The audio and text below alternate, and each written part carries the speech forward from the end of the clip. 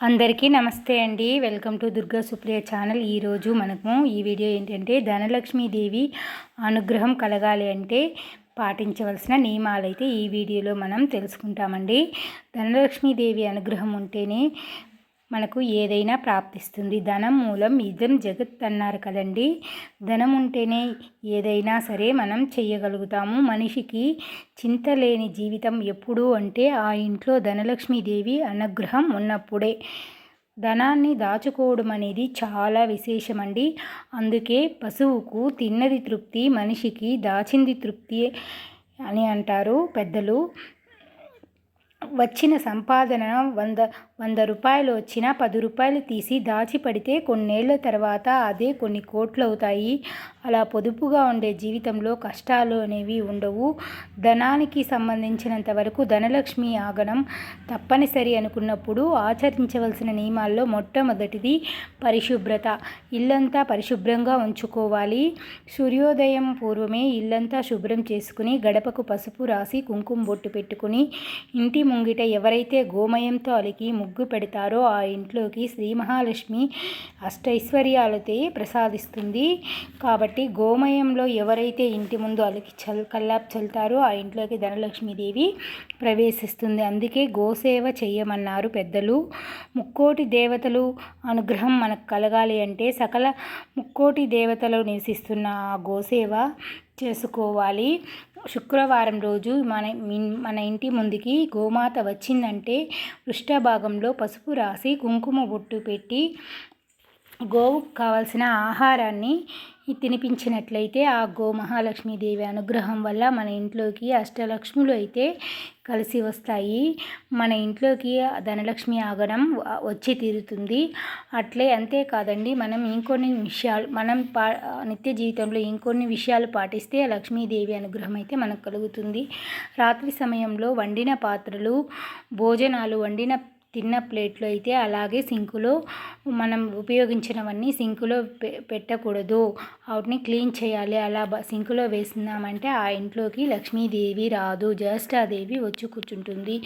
జ్యేష్ఠాదేవి వచ్చి కూర్చునేదానికి ఇంకా అష్టదరిద్రాలు అయితే ప్రారంభమవుతాయి. ఇంకొకటండి, ఏ ఇంట్లో అయితే నిత్యం ఉదయం సాయంకాలం సంధ్యా సమయంలో దీపారాధన చేస్తే ధనలక్ష్మి ఆగమనం అయితే జరుగుతుంది. గడప అయితే మనకు శ్రీ మహాలక్ష్మీదేవితో సమానం. అలాంటి గడప ముందు మనం చెప్పులు అయితే ఉడవకూడదు. అలా చెప్పులు ఉడిచినామంటే ఆ మహాలక్ష్మీదేవికి కోపం వచ్చి మన ఇంట్లోకి రాదు. గడప ముందు కొంతమంది తెలియకుండా అయితే చేతి గోళ్ళను కొరుక్కుంటూ ఉంటారు. అలా చేతి గోళ్ళని ఎప్పుడూ మనం కొరకకూడదు. గోళ్ళల్లో శనిదేవుడు ఉంటాడు కాబట్టి గోళ్ళు కొరికితే మనకు మన ఇంటిలోకి శనిదేవుడైతే ప్రవేశిస్తాడు.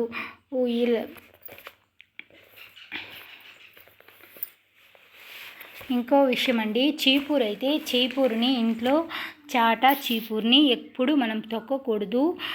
చీపురుని దాటకూడదు. చీపురు మన ఇంటి యజమాని గృహంలోకి ప్రవేశించేటప్పుడు చీపురు కనపడకూడదు. చీపురుని శ్రీ మహాలక్ష్మిగా భావిస్తాం కాబట్టి ఆ చీపురుని ఎవరి కంటికి కనపడకుండా దాచుకోవాలి. అలా చేస్తే మన ఇంట్లోకి ధనలక్ష్మి ఆగమనం అనేది ఖచ్చితంగా జరుగుతుంది. ఇవన్నీ ఎవరైతే పాటిస్తారో వాళ్ళ ఇంట్లోకి అయితే అష్టైశ్వర్యాలు, ఆ మహాలక్ష్మీదేవి అనుగ్రహం అయితే కలుగుతుంది. ఆ లక్ష్మీదేవి అనుగ్రహం ఉంటేనే మనకు అన్నీ కలిసి రావడం అనేది జరుగుతుంది. ఎప్పుడైనా మనం ఇంట్లో శుభ్రం చేసుకొని నెగిటివ్ ఎనర్జీ పోవాలి అంటే ఉప్పులో నిమ్మకాయ పిండి అందులో 2 లవంగాలు వేసి కర్పూరం వెలిగించి హారతి ఇచ్చి ఇంటి ముంగిట పెట్టినామంటే మన ఇంటికి ఉన్న నరదృష్టి, నరపీడ అన్నీ తొలగిపోతాయి. ఇంట్లో సానుకూల వాతావరణం అయితే ఏర్పడుతుంది.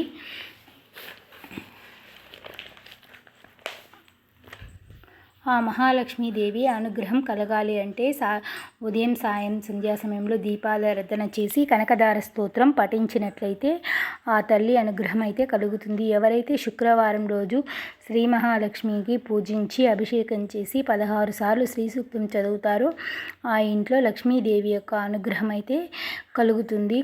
శుక్రవారం పూట పచ్చ కర్పూరము, మారేడు దళాలు, కుంకుమ పువ్వు పాలలో వేసి అమ్మవారికి అభిషేకం చేస్తే ఆ తల్లి అనుగ్రహం వల్ల మనకైతే ఐశ్వర్యాలు కలుగుతాయి.